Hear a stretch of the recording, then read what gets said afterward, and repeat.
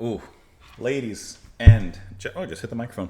Gentlemen, welcome back to the channel. Hope that you are having a wonderful one out there. Listen, I gotta tell you, the weather is gorgeous right now out here. I don't know what it's like where you are, but it is absolutely stunning today. We are listening to a cover of Gordon Lightfoot's incredible, beautifully moving and emotional song, The Wreck of the Edmund Fitzgerald, which was originally released in 1976. We're going to listen to this version by Headstones, which was released in 2019, from what I can tell. We're listening to this track because it was suggested and sponsored by Chris. Chris, thank you so much for the recommendation, for the suggestion. I believe, if I remember correctly, this was the first song that I ever listened to for Mr. Lightfoot. And I'm very curious to hear their take on it. I'm very curious to hear, of course, an updated version, but what do they do different? What do they bring to the table? Do they keep the same emotion, etc., etc.? Now, there was a music video that was suggested here. Unfortunately, I'm only going to be doing the audio as usual. I hate to say it, but this morning I woke up, well, I don't know when this video comes out, but time's different. But I did wake up to a copyright strike, unfortunately, which is the reason why I really do not do music videos or live videos really often at all. And that just further kind of solidifies it, because it's always with those live videos and video footage that I have copyright issues. And as you know, or probably know, you get 3 strikes, you're out. And now there's 1. So it stays on the channel for 3 months. So I'm really going to be kind of tiptoeing a little bit. But we will go ahead and listen to the audio of this track. And then, Chris, you did say that at the end they do pay homage and pay respect to the crew and to Gordon. And so I'll look at that. We're not going to play the video, but we'll look at it in still. So let's go ahead and listen to the track. We'll discuss it, of course, after. Here we go. Completely different tone than I thought it would be.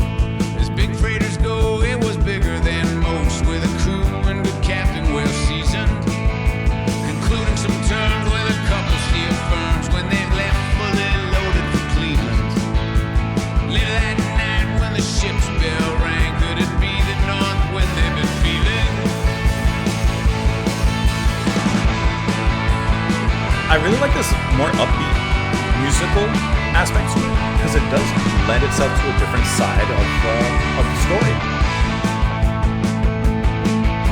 The wind and the wise made a tattletale sound, and a wave broke over the railing. And every man knew, as the captain did too, was the witch in November come stealing. The dawn came late, breakfast had to wait, when the gales in November came slashing. When afternoon came, it was all freezing rain in the face of a hurricane west wind. When summertime came, the cook came on deck saying, "Fellas, it's too rough to feed you." At 7 p.m. a main hatchway caved in. He said, "Fellas, it's been good to know ya." The captain went in, he had water coming in. The good ship and crew were in peril. Later that night, when his lights went out of sight, came the wreck of the Edmund Fitzgerald.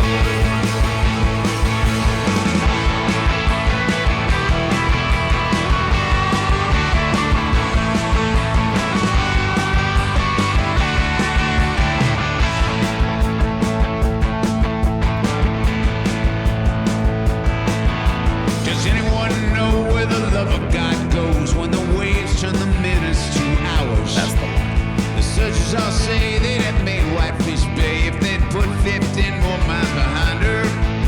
They might have split up or they might have capsized. They may have broke deep into water. And all that remains are the faces and names of the wives and the sons and the daughters. doesn't lose any of its emotional punch.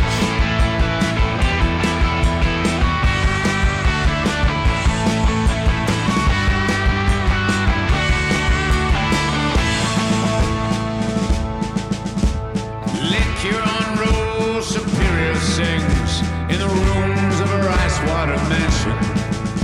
Oh, Michigan steams like a young man's dreams to the islands and bays of a sportsman.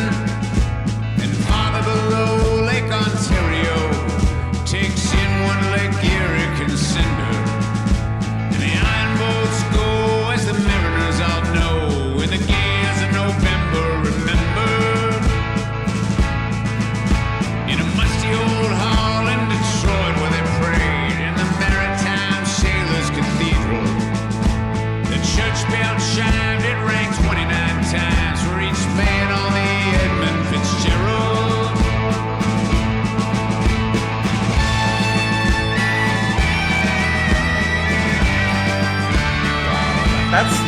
This ending is good.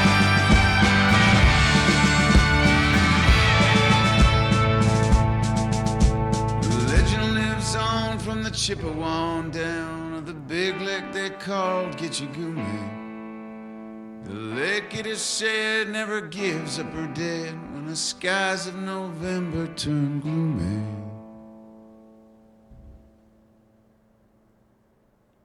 Love the space there at the end as well. This was a really interesting cover because, one, I never heard of Headstone, so I didn't quite know what to expect. But I'm expecting as a cover of the original this to be, very folky, maybe, acoustic or something like that. I'm expecting a different direction than what it was and the different direction that it was heading, not to be punny.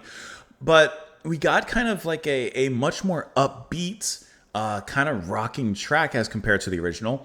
And I actually like how it's kind of contrasting the lyrical aspect of it, the themes, where of course it is tragic, it is heartbreaking, it is emotional.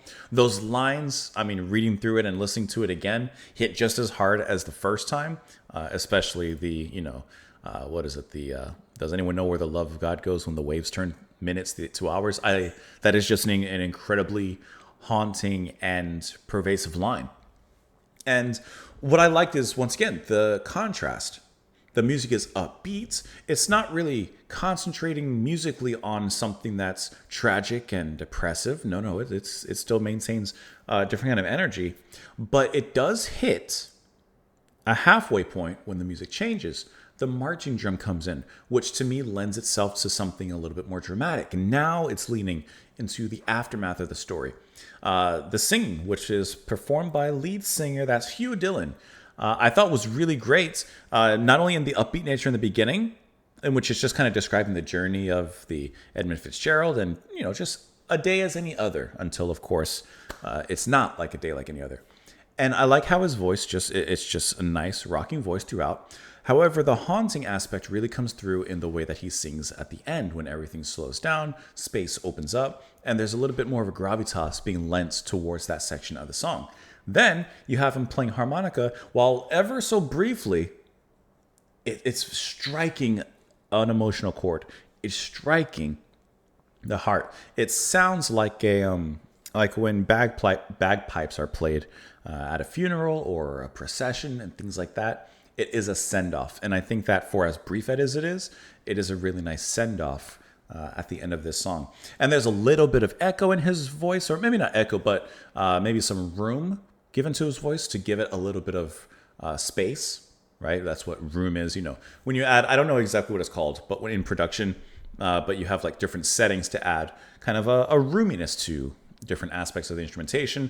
You have like room, studio, hall, etc. And it just adds a little bit of space and width to the music, typically vocals like you heard here. And I like how you do hear a little bit of that in there. The guitar solo was nice. There is a difference musically here compared to the original. And I like how it still maintains that emotional aspect, especially near the end, but just kind of changes it or pushes it into a different direction. It's much different, obviously, than the original.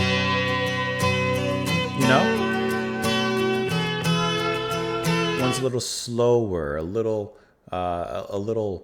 more restrained. The other allows energy to come up. But then the ending, see,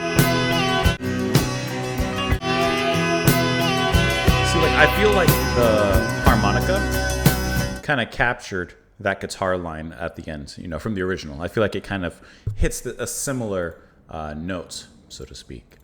Now let's go ahead. We're not going to look at the lyrics. We've read that as from the original, and it is the same lyrics as the original. I wouldn't expect any lyrical changes. Sometimes when a band covers a song, maybe they'll change a couple lines here or there just to maybe bring it up to either modern day or to align it themselves a little bit more, you know, the band that's doing the covering.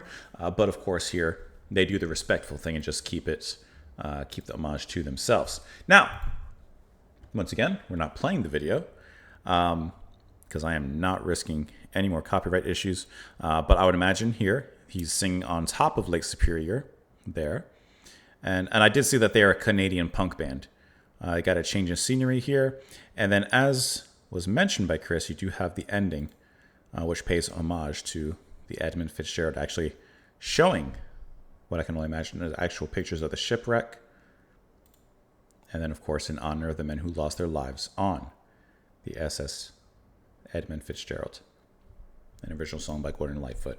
I think they did a great job of covering this track. I think that was wonderful. I like to look at the comments sometimes and see. And I like how they also just changed the style of it. Not afraid to do that. You know, fearless in that aspect. So I enjoyed that. Thank you for sharing this track, this cover with us. I see that in November. I think it was November 10th, if I remember correctly, which marks the actual anniversary of the sinking and the wreck of the Edmund Fitzgerald, if I remember correctly. But I do know from Chris's comment that it was up in November. So thank you so much, Chris, for the support. Thank you for the exposure as well and sharing that cover with us. Hope you guys enjoyed it. Thank you as always for being here, and I will see you all later. Bye.